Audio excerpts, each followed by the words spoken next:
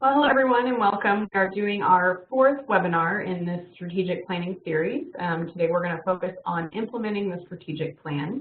I am Courtney Kohler. I'm a senior associate with the Training and Technical Assistance team at the Community Action Partnership. Jarl has been on these webinars with me as well, but was not able to join today. He's actually on an airplane at the moment. So I'll be leading you through this webinar today, and we'll take a couple breaks for questions. So just a few housekeeping items as far as questions go. If you do have them as we're going throughout the webinar, please just put those through the chat window, and we'll facilitate those through as we take breaks to answer your questions. As far as the slides and the recording for this webinar, as well as the webinars earlier in this series, we will be posting those to the website, so we should have those up within the next couple of days, and we'll be posting those under the Tools and Resources page, under Organizational Standards, under the Strategic Planning category, as well as on our video library on our website. So that's communityactionpartnership.com. I think that's about it. So we'll go ahead and dive into the agenda. Also, if you can't hear or if you're having audio issues, please feel free to put those comments in the question and answer, the chat function, and Liza Forrest will be able to help you out and troubleshoot with that. So as far as our agenda today, what we're going to talk about, we're going to focus in on designing the process to really implement your strategic plan after you've developed it, and really looking into the monitoring piece of the strategic plan, as well as the evaluation of it. So just to let you know, the strategic planning guide that we have is very helpful throughout this whole process that we've done this webinar series over. And it's a comprehensive guide to community action strategic planning, so it is specific to community action and some of the nuances within our network. And if you go to communityactionpartnership.com, you go under Tools and Resources, and then the Organizational Standards category, it is listed in there. So if you do have trouble finding us, please let one of us know here at the partnership, and we can help you out. So here's just a picture of our website and where the information is located. So a lot of these webinars we do related to organizational standards are all underneath the Tools and Resources tab. So if you click there, it'll give you a drop-down menu, and you can go to the Organizational Standards section, and that's where a lot of them are. We also have a toolkit and publication library, as well as a video library. So that's where a lot of our resources are housed. So as we get into this topic, here's a little comic for some comic relief today. And you know, this is here it's depicting the nonprofit Antiques Roadshow. And so here in the first one, they were saying, you know, so I was cleaning out an old bookshelf in our office, and I found this complete set of strategic plans dating all the way back to the 70s. And so the guy says, you know, these are in mint condition. It's obvious they've never been read or implemented. And then the last one here, you know, they're talking about, you know, because they're unimplemented, and plans are, you know, it's a good source of recycled paper. So this is kind of here where we don't want to end up with our strategic plans. And so that's what we're going to be talking about today, is making sure that these plans don't become just stacks on the shelf or end up as recycled paper in the end. We really want them to be looked at, thumbed through. We want the pages to be worn, and for people to really use them as guiding documents for their agency. So we've gone through a whole cycle within this webinar series. So in the first webinar, we talked about planning for your strategic plan. Then we went into gathering the data for your strategic plan. And then the last webinar we did was all about developing your strategic plan and walking through, you know, the outcomes and strategies and the actions. And so now we're really talking about acting on the plan. So the plan has already been written, and so what we're talking about today is after the plan is pretty well written, even approved by the board, how do we really act on it and make sure it becomes, you know, a real guiding document for the agency, and then it's used. So we're going to be talking about deciding on the implementation process, and developing action plans within this implementation phase. And we're also going to be talking about monitoring your plan and evaluating it towards the end. So just kind of a review of what we've talked about here this last webinar. We talked about outcomes, strategies, and actions. And so this is during the development of your plan, but it's very important to remember and to really form a solid plan to be able to implement. So whenever you have your outcomes that address the strategic issues, which are aligned with your mission, of course, and meet the needs that have been found during the assessment process. So with your outcomes, you want them to be specific, measurable, attainable, realistic, and timely. So this is using that SMART goal framework. And then the next, your strategies are ways to achieve your outcomes. And so that's how the strategies are depicted in this process. And then the actions are the steps to implement your strategies. And so within this process, during your development of your strategic plan, you've already come up with your outcomes and a lot of your strategies. And so what you're going into next is during this implementation process, sometimes you have to do some action planning at first to really get the specifics out.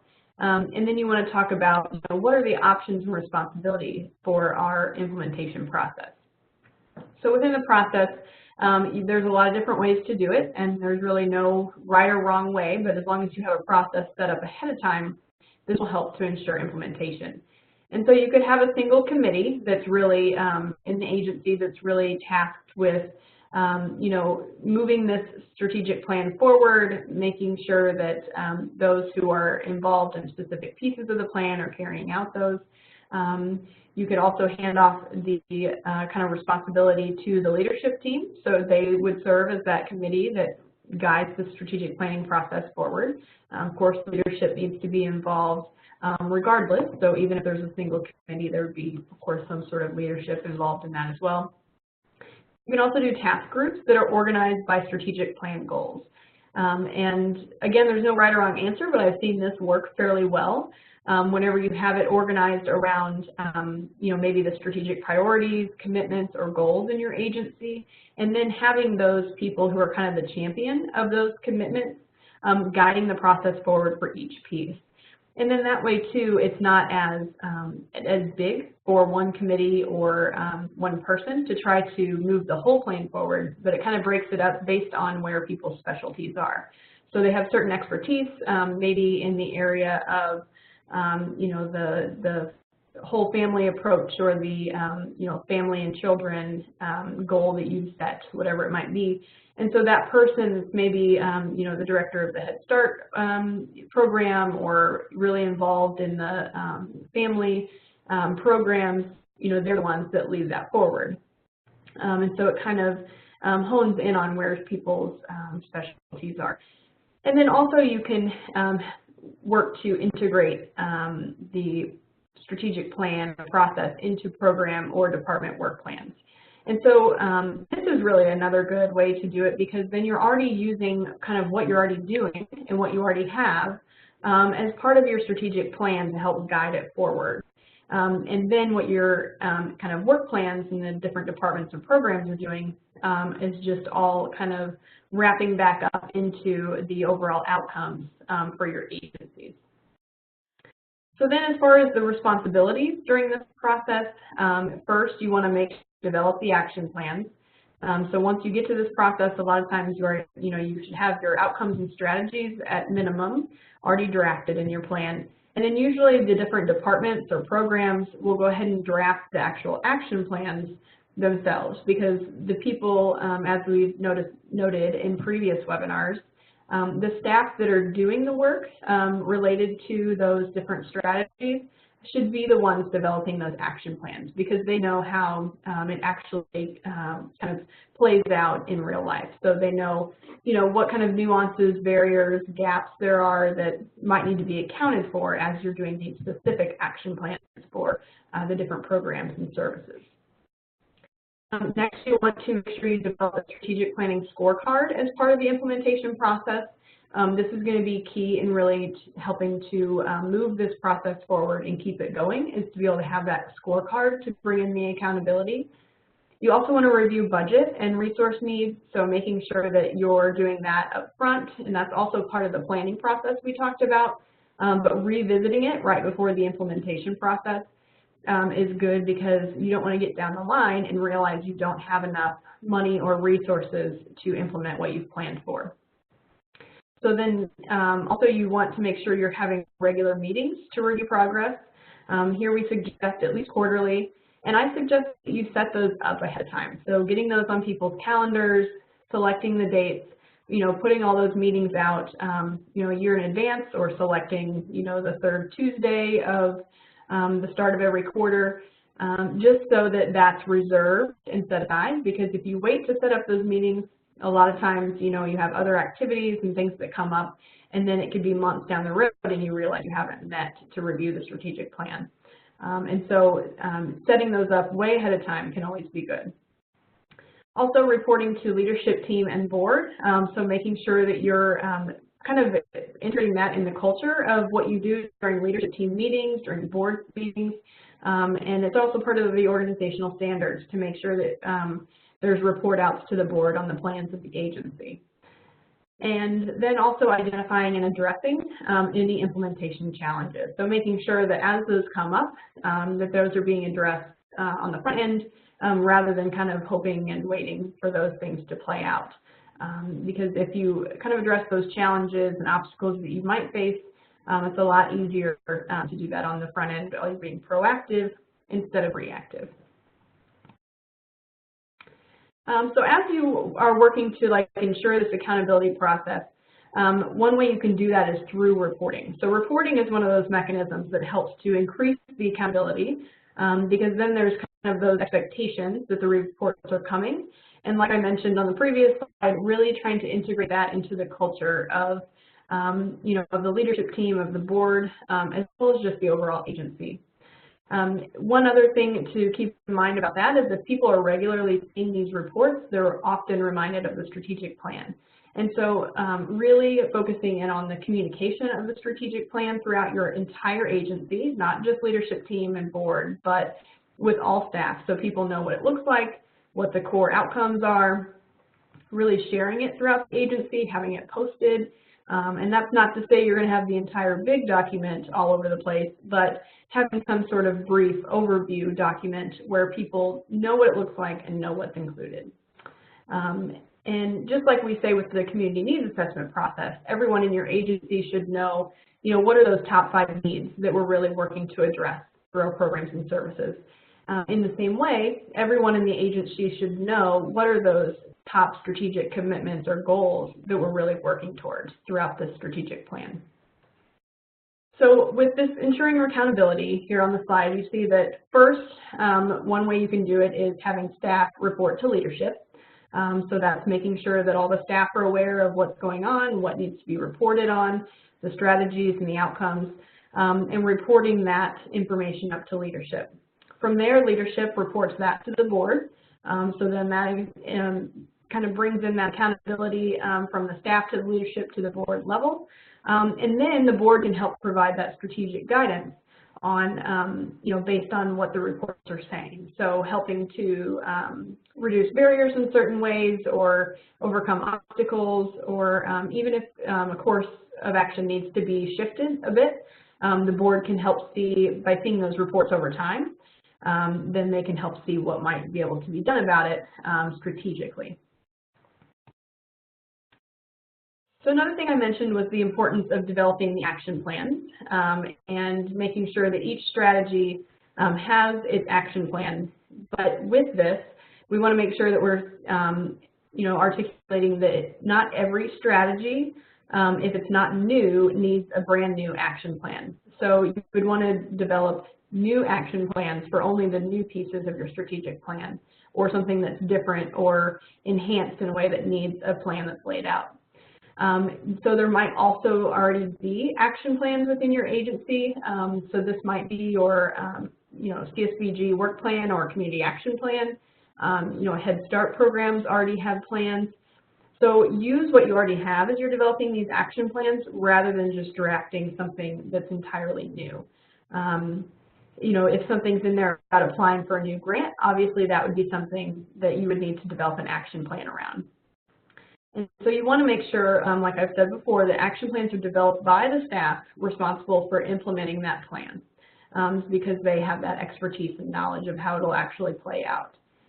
And just some key features and pieces that action plans should include: a list of the action steps, obviously, the resources required to carry out the steps, the staff that are responsible for each step, not just for the overall action plan, but the staff responsible for each piece, the timeline to keep people on track, the overall outcomes that it relates to so people can see kind of that bigger picture, and then a method of tracking. So with these action plans, you don't want to just have the plan, but you want to have a methodology for people to report up to supervisors or across peers to kind of keep up on that regular tracking of the plan. And we'll talk about some different timeline options here shortly. So as you integrate the strategic plan into management and operations,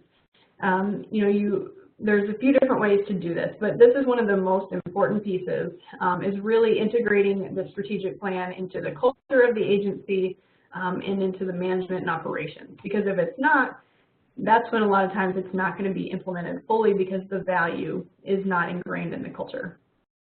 And so with providing a quarterly report to the board, that's one way that can help integrate this into management and operations, making sure that the board is used to receiving those reports, understands what the reports mean, and that it's a regular process within the agency. Also providing monthly or quarterly updates to the leadership team. So kind of what I was talking about a couple slides ago, how you can do that progression of reporting to ensure the accountability. Making a clear structure and process for implementation. So not only developing your strategic plan, but really developing your implementation plan for the plan. It sounds like an extra step, but it's something that if you do that on the front end, it can make the implementation of your strategic plan much smoother and less of a heavy lift. Then also making strategic plan outcomes part of formal job descriptions.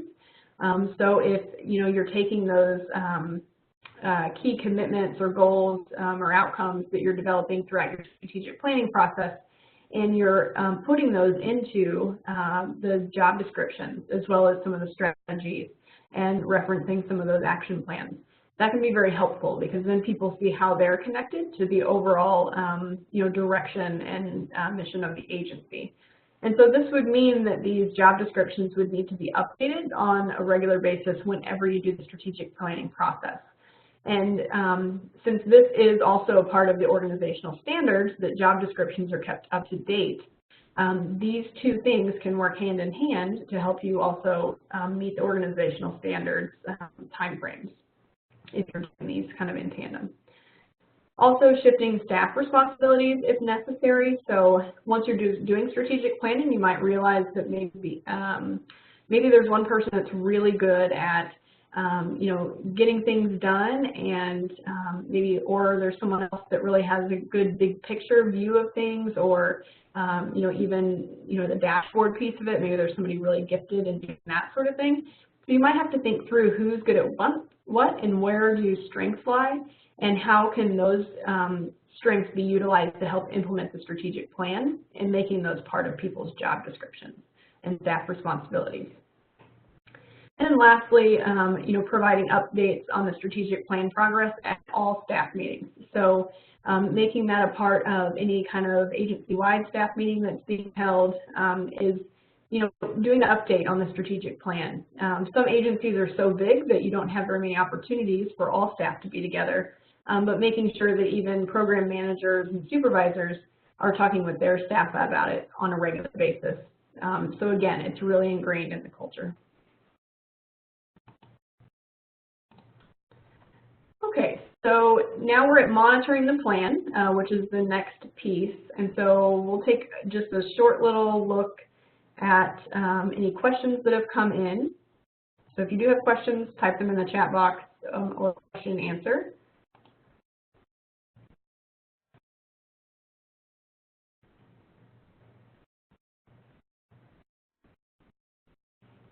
We did have one question come in about, do you recommend using a logic model as a tool used for developing action plans? Definitely. I would say that that would be a very good model for the type of action plan that we kind of recommend. We didn't show a picture of one, but these action plans should include A lot of these pieces are what's included in a logic model. So the Roma logic model could be a very good template for doing the action plans. And if you don't know what the Roma logic model is or don't know how to get to it, just email me and I can send you a copy of that.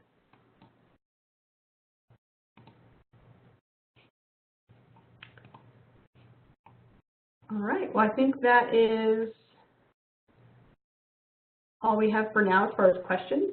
So as you have them, type them in and we'll take another break here in a bit for more questions. So then as we talk about monitoring the plan, this is where we're really getting into what are the results, what's coming out of it. And so this is where we want to make sure we develop a scorecard or other monitoring tool to help with that accountability and reporting out. Also tracking the results of strategic plan actions, so having some sort of tracking method like we mentioned before. And then also conducting updates to strategic plan outcomes and the action plans as necessary.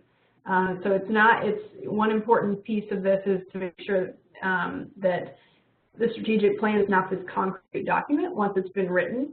Of course, you want to stay true to the direction that you're going and how it's aligned with your mission, but it's not that the strategic plan can't be, updated or revised a bit based on, kind of the environmental scan and community needs assessment or any, big events that kind of happen or disasters that happen in the area.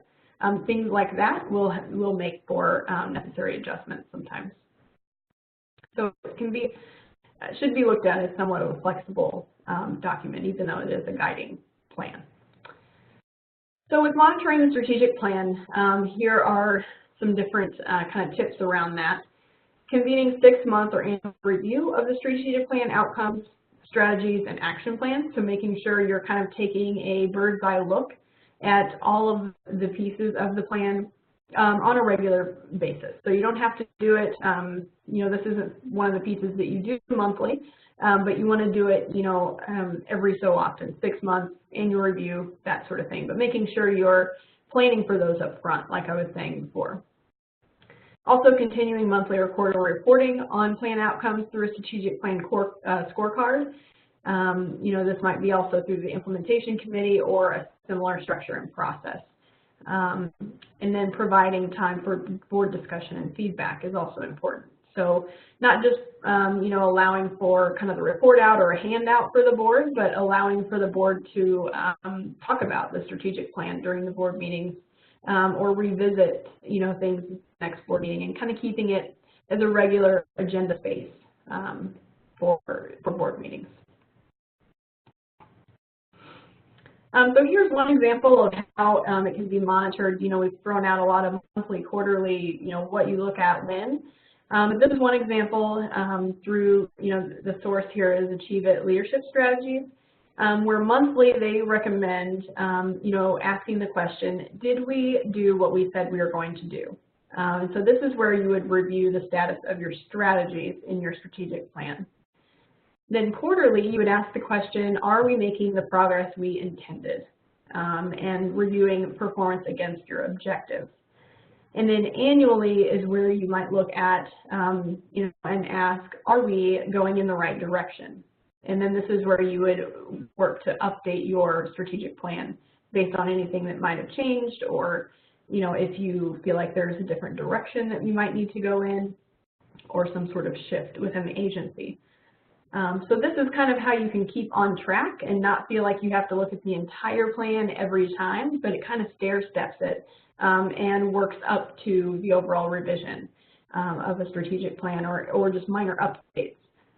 So, this is where you would already be looking at strategies and objectives on a regular basis, so it wouldn't be such a time-intensive process to then make revisions or updates on an annual basis, because you already kind of know what the progress of everything else is as far as performance and status of strategies. So as we get into looking at scorecards, and we have actually a whole resource on this as well, but here's kind of a template of what it could look like as far as your scorecard goes. And we encourage you to keep it simple at first. You might determine over time that there's more pieces that you need to implement. You know, maybe the leadership team or the board decides that they'd like to see a chart or something like that, but you don't have to design. I mean, you can Google dashboards and scorecards and you come up with all kinds of results and what it can look like, but you don't have to start out, you know, with all kinds of dials and charts and graphs.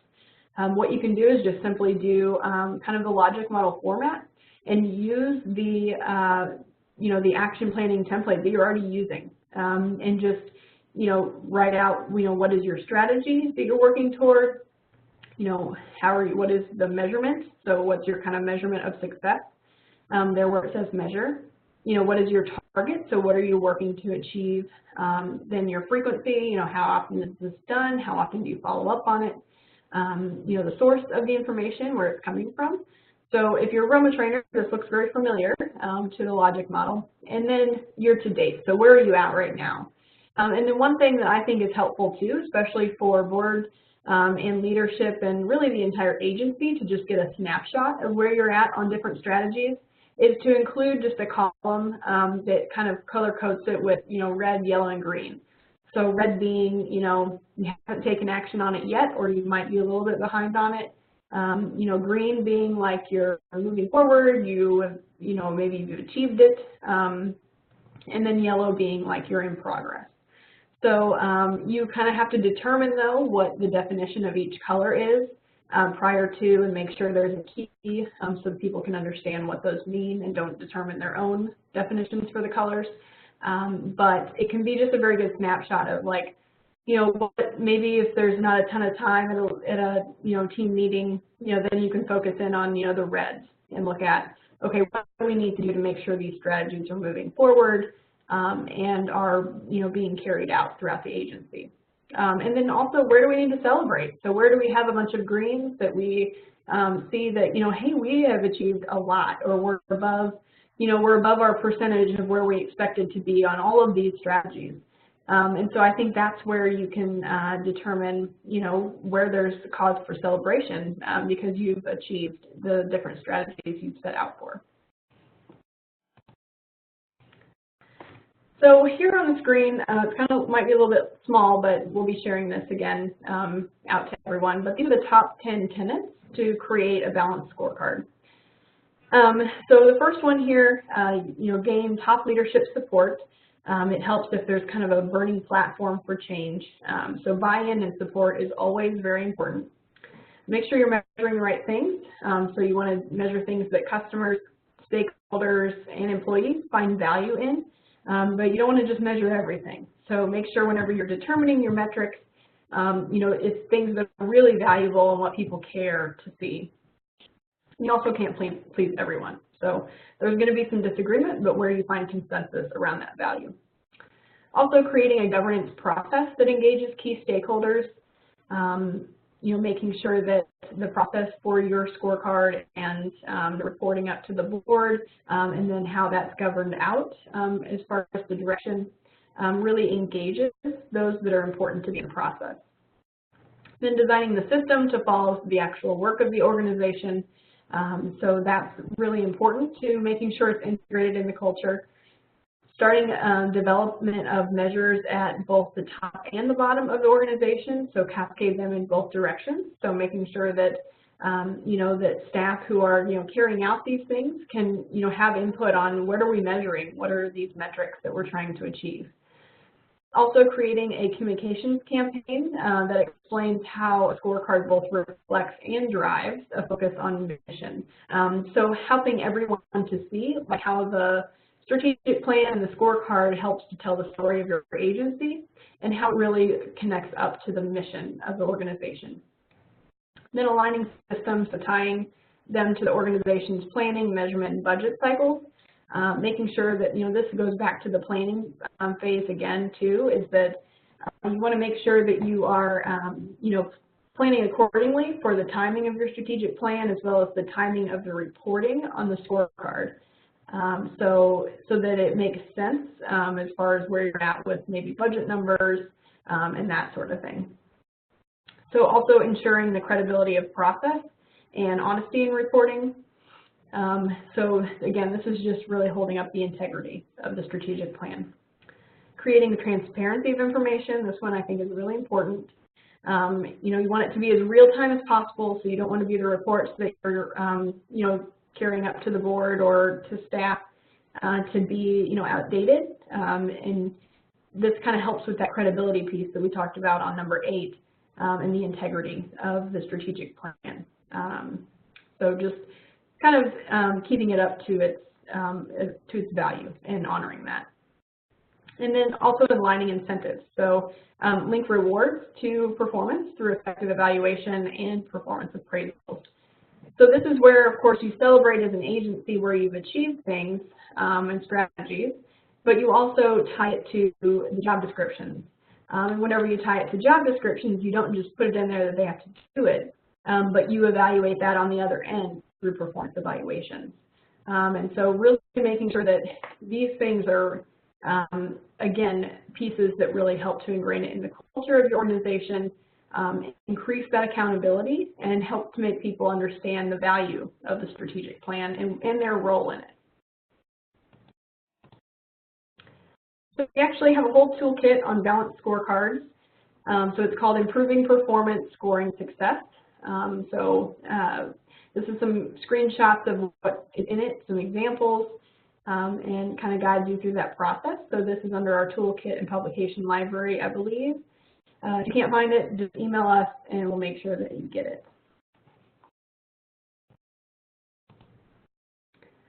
Okay, so now we're on to evaluation. So it's our last little piece of this implementation topic, but I'll go ahead and double check to make sure there is nothing that's come in as far as questions. I'm not seeing anything, so I think we're good to go. All right. So whenever we do the evaluation process, this is really where, and again, we talk about ROMA, and we talk about how planning is a piece of that ROMA cycle. But as you can see, ROMA is in your strategic planning process. So you start out with that planning and assessment piece of your strategic plan, then you actually plan, then you implement it, and then you achieve your results like we just talked about, and then you need to evaluate it. So this is really bringing us through to the full final piece of the ROMA cycle. And so this is where you start to evaluate the outcomes. So how have we done? Where are we at? And update the strategic plan and the operational plan. So based on where we're at, based on what we've learned through this process, it should be that continuous learning process. That's when we want to update the strategic plan and operational plans. And then connecting the strategic plan outcomes to upcoming community assessment process. So again, it just flows right back in. There's no stop sign between evaluation and assessment. It just keeps going to inform each piece as it goes in that circle. So in managing the evaluation process, the clarity and accountability for monitoring the process are critical. So I've said accountability several times on this webinar, but that's really one of the key pieces in making sure people are clear on what the process is, why they're doing it, and what benefit it has for the individuals as well as the agency, as well as the community as well. And then using a dual accountability system, so having staff check-ins monthly and quarterly with leadership, leadership checking in quarterly or semi-annually with the board. So again, making sure that's all set up front. And then maintaining a board strategic planning committee to monitor progress, and then focusing on the outcomes. So making that the focus of the whole plan, not just the implementation progress. So all these are things we've kind of already talked about, but the thing is if you don't do some of these things up front, you won't be able to effectively evaluate your strategic plan. And so it has to be built into the whole process. So there are a lot of potential challenges that come up, which is why this isn't necessarily an easy process. We probably would be doing webinars on it if it was super simple and everybody was not having any, any trouble with it. But the potential challenges that come up, there might be unclear or unassigned leadership roles. So making sure that people understand, what they're in charge of, what their responsibilities are, and why. Also, a disengaged board. Sometimes that happens. Sometimes the board doesn't understand why they need to be as involved as maybe the agency is kind of pushing them to be. Maybe they don't understand what they're looking at, that sort of thing. So board training and helping them stay engaged and understand the value of this.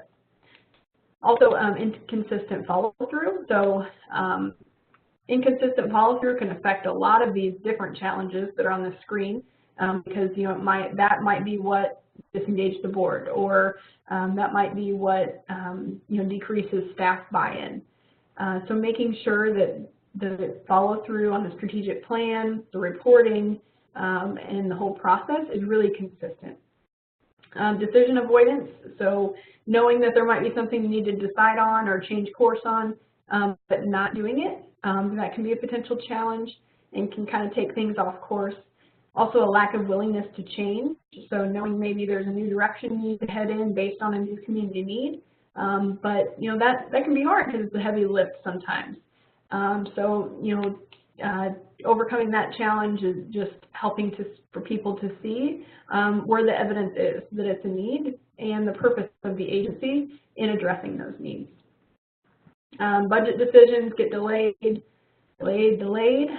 so that can hinder progress as well.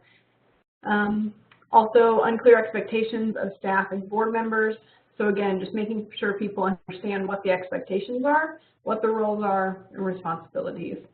A lot of that just comes with training and communication. The time frame, a lot of times that can keep extending over time as you're doing the strategic planning process. It's kind of that never-ending strategic plan. So really trying to set up the timeline up front, and then kind of plan for any potential challenges that might arise during that. Oftentimes this just happens, but really trying to keep your strategic planning process as simple as possible also, so that it can stay on track. And then, the other challenge is the one that we started off with in the comic, is that it gets done, but then it just sits on the shelf. And so you might start implementing it, and then it, just kind of goes by the wayside, and everything else becomes more important. But the thing is that the strategic plan should be the guiding, plan and the kind of document that documents everything that the agency is doing. So if it's kind of framed like that, where it is the piece that kind of holds it all together and carries it all forward, then it's not something that'll get pushed aside because it's what you're doing. So making it kind of a piece of that. And, one thing that, Stephen Covey has that time management kind of grid where it talks about what's important, what's urgent, not important. And a lot of times strategic planning can end up in that second quadrant where it's looked at as maybe not necessarily urgent. It's important because, of course, it's a standard and we're supposed to do it. But, it's one of those things where urgent often gets done. And a lot of times it's easy to get caught up in everything else seems urgent. And so we're doing all these things that we feel like are urgent, and we're not really spending time in quadrant 2 to really plan and take a step back and look at things. So that, though, is when we can really start to see some organizational growth and some good stuff come from spending time in that quadrant 2, even though it might feel kind of stressful to do that and really spending time in that planning phase. So examples are always good. We do have, there's a lot of examples on Toolkit, as well as, just searching for agency websites. You can also email the partnership and ask what some good examples are. We have some agencies that go through the Pathways to Excellence program, and so their strategic plans have been kind of vetted through that process. So we have some that we can recommend for people to look at. Because a lot of times whenever you're trying to kind of shift how you do a strategic planning process, or you need to kind of improve on what the document looks like, it's kind of hard to visualize what it needs to look like. As we've talked through these webinars and said, this is what's included, it's still sometimes easier to be able to look at one. And so this is one, there's some different examples on here that you could Google, or you can email us if you're looking for some examples. We can share those out with you. Also, on the other end of it, if you feel like your agency has a good example of a strategic plan, it's worked really well for you, please share it with us, because we'd love to share it out to other agencies so they can model these best practices. And then we have several resources. Of course, we have the comprehensive guide on the community action strategic planning, which there's a lot of different templates and worksheets and things in there that can be used throughout the planning process. Community Toolbox is also a great free online resource. It's through the University of Kansas. And basically, there's, I think there's like 30 chapters worth, but there is one specific chapter on developing a strategic plan. So that's chapter 8. You can just Google it, Community Toolbox, and it'll come up. And then the Strategic and Operational Planning Toolkit. This is actually outside of the United States resource, but Tasmanian government has a really good toolkit around strategic planning and really making it operational. And there's a lot of good kind of exercises that you can walk through that can help you with your strategic planning process. Then we also have creating a local theory of change.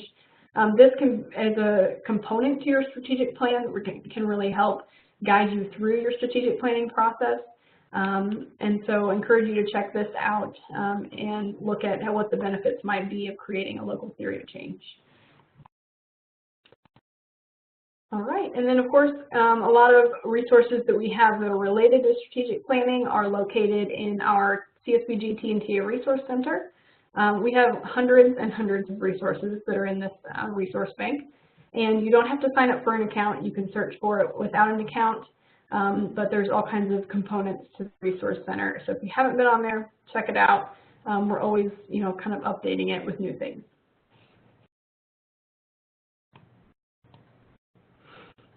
All right, well, I guess I'll go through this pathways information because I referenced it earlier, and then I'll pause for any questions. So if you do have questions, please type them in the chat box and we'll get to them in just a moment. So I referenced pathways earlier. So this is, there's of course the organizational standard, which is kind of that minimum standard the agency needs to meet for compliance. And then there's also pathways to excellence. And so there's standards of excellence. There's 35 of those, and it's kind of a diagnostic process through these National Community Action Agency standards that's through a self-study process. And so what these do is they can kind of help your agency go on beyond the standard and really reach excellence. And so a lot of these agency processes, like your strategic plan, are vetted through this process, like I was saying. And so basically, you can get feedback reports identifying the strengths and opportunities for improvement for your agency. There's also an award that's associated with the pathways to excellence as your agency works through it and kind of completes all the processes. But the process really starts out with a 2-day self-study training for your pathways team in your agency. So it's kind of approached as at an agency level. Then there's 9 months to complete the self-study with partnership technical assistance. So this is offered by the partnership.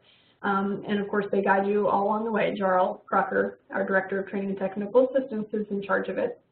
And then there's a 3-month period for expert peer review and feedback report process. So we have some peer reviewers throughout the network that look at these different reports that have been submitted through this process and, kind of determine, again, those strengths and opportunities for improvement based on your report. So if you're interested in that, let us know. That can really kind of help bring you up to the next level as far as strategic planning, community needs assessment, all of those processes that we talk about that are tied to the organizational standards but kind of go beyond. So Jarl would be the one to contact for pathways information. His contact information is here on the screen. And then mine is included there as well. So if you have any questions about this webinar or other things, feel free to reach out. So now I'll go ahead and check the chat box to see where we're at with any questions.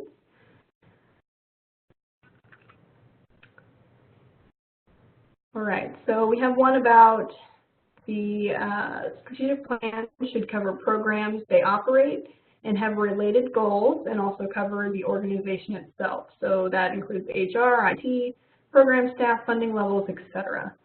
And then having goals and outcomes for both, correct? So yes, the strategic plan should definitely be comprehensive of the programs that serve the families and the communities and individuals, the clients of the agency, as well as the agency capacity piece. So kind of the operations and management pieces of things. You really do want to include things around staff capacity, because that's going to really help you carry out programs that serve the families and communities, as well as kind of those infrastructure pieces like IT or HR, and financial concerns as well. So yes, that sort of thing would all want to be kind of wrapped up in, whenever you're looking at your SWOT analysis and gathering data, you want to look both internal and external. And so that SWOT exercise can help you look at all of those different pieces and what needs to be considered as you plan. Let's see. Another question about possibly elaborating on the time frame that keeps extending, kind of that never-ending strategic plan. So this is one of those challenges that we talked about as far as the strategic planning process. You start the strategic plan, you feel like you plan well, and you jump into kind of the gathering data and start planning, and then it just extends out, and the planning process just never seems to get to that complete stage where you can really implement it. And so that's kind of what I meant by that. And I think some ways to overcome that would be a lot of it lies in the planning on the front end. So really setting up that timeline for when you're going to gather your data. Maybe there's a meeting that you need to put in there to go ahead and do a SWOT analysis with your agency, look at your mission, vision, and values with your board. Then the next piece of it would be, gathering together to really do the plan piece of it. So you would sit down and you determine, with staff, leadership, board, whatever mix of that you feel is appropriate, and look at, kind of what are those overall, outcomes and goals that we're working towards, what are the strategies that are going to help achieve those goals, and then that next piece of it would be kind of the action planning. And so that's really one of those pieces that transition from the outcomes and strategies to the action planning piece within the different departments and programs. A lot of times that's where things can end up extending out, and it kind of becomes that never-ending strategic plan because you don't end up with those action plans to tie back to the outcomes and strategies. And in that sense, you don't have a complete plan to carry out. And so my suggestion with that would just be that, putting a deadline on things, again, putting it as part of people's job responsibilities in their job descriptions, also tasking the right people to lead the action planning process and lead each kind of overarching strategic commitment or goal. If you put people in charge of those things that are generally able to kind of stay on track, have good follow-through, get things done well, then generally the process will move forward. So I think, we're talking about strategic planning, but you also kind of have to be strategic about how you strategic plan. And so really thinking about the people that are involved, the deadlines, and also trying not to schedule the strategic planning or the pieces of that process during times when the agency might be doing big events or maybe it's, LIHEAP is starting up, things like that. So trying to avoid those heavy times of the year so that you can really have a little bit more time to dedicate. And then, of course, always just reiterating the importance from the leadership level of the process and what needs to happen to have that completed strategic plan.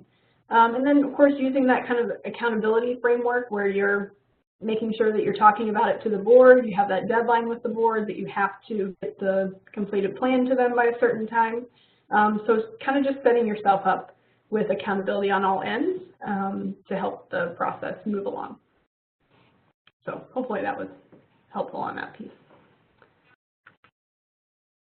All right. I think I don't see any further questions.